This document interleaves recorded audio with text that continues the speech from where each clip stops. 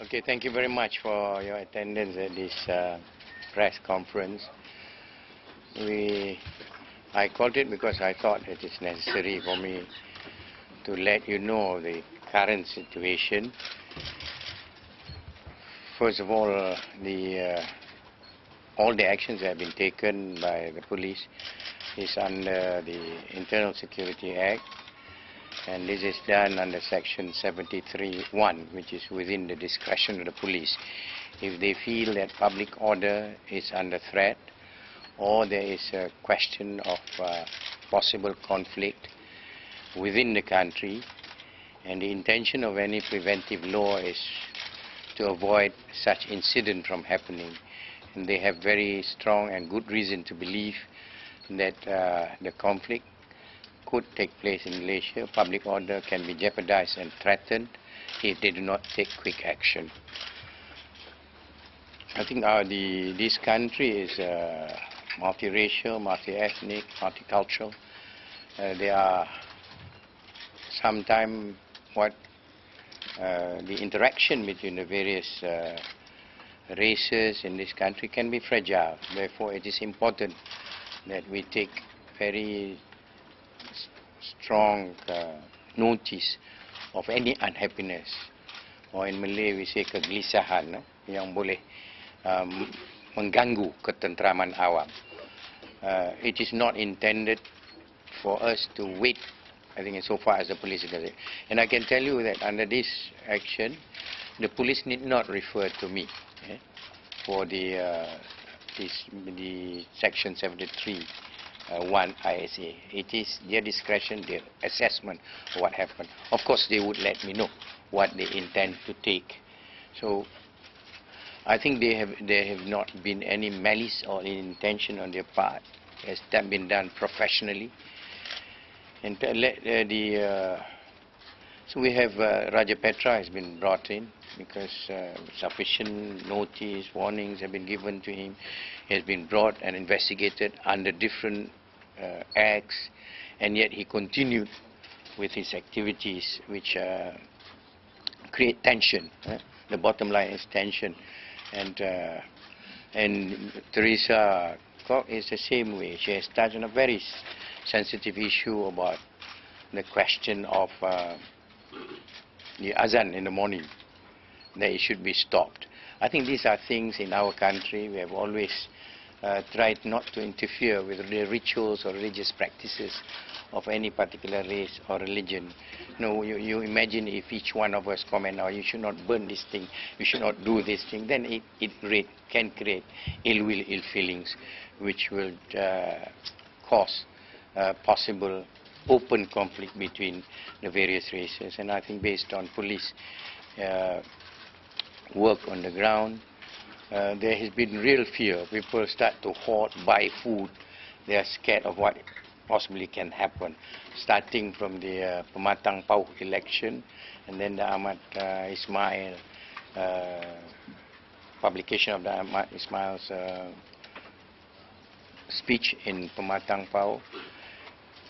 It has gone on, and I think if the last, so when we heard the Chief of the Armed Forces make a statement that the racial tension is high, situation is not stable, and the military has never participated in any of our, when it comes to civil disorder. It is always the police that handle and follow the matter closely. In the case of the reporter, she is the person who made the first report, and which was published by her newspaper.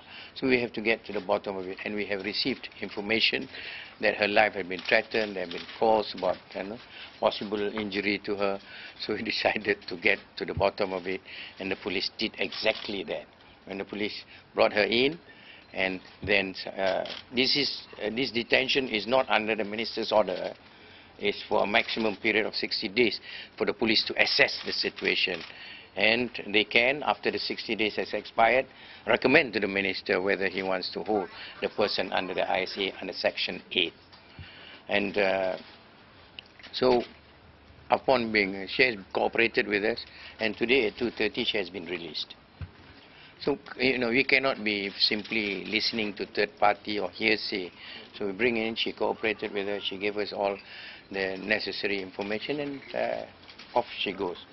So she's no longer under detention by the police, and I think that is the situation. We will not abuse the ISA. It takes, we have always considered freedom as sacrosanct, as important to the democratic principles and practices in any parliamentary democracy. But at the same time, we will not compromise on public order and security.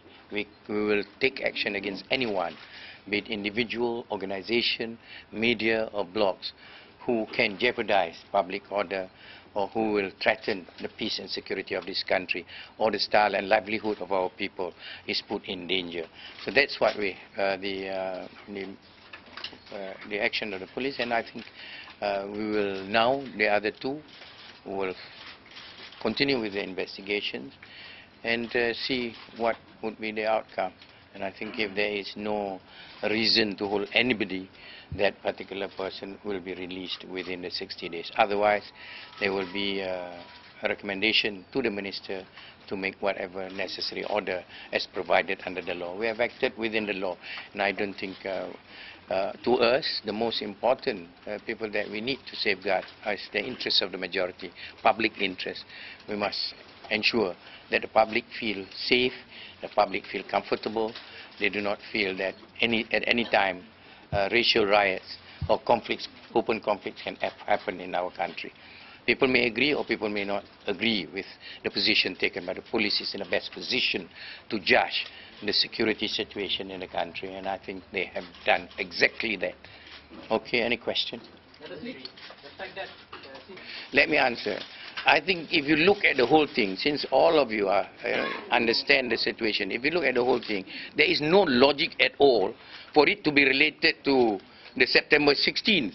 September 16th is a political move. They have sent people to Taiwan, and if they are successful, they can replace the government, substitute the government, extra parliamentary, then they go ahead. It has nothing to do with the current arrest. It has to do with public order. What is perceived as public order being in jeopardy, security being threatened.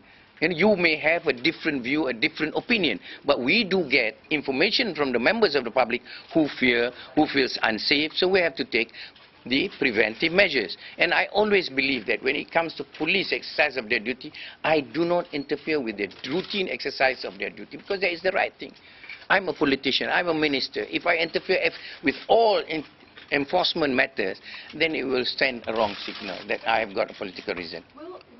Because we have taken all sorts of precautionary measures, we have taken all sorts of preventive measures, I do not see at present that there should be an emergency situation. And be rest assured that the country is well under control, and we hope that there will be no incidents. Let us as Malaysians look forward that this is Malaysia. All of us share the same responsibility. To Malaysians, we share the same responsibility of creating harmony and tolerance, no matter what point of view that you may have. But we all, at the end of it, must take our actions with responsibility, or omissions that we do because we have got a bigger interest to protect. You see, this is the very question that I like to hear from you. At present, everything that we are doing, we are looking at it from ethnic angle. Khairtoyo, arrest Khairtoyo is a Malay. Ahmad Ismail is a Malay. We arrest Chinese. We arrest. We should start to think as ourselves as Malaysians. If anybody, it doesn't matter who. Even me, if I'm considered as a threat, the police they are free to take action against me. That should be the way that we look for. We must try to de-racialize our perceptions about things. Look at it as the interest of Malaysia. That's all. Okay, thank you very much. One last question, Mr. Sri.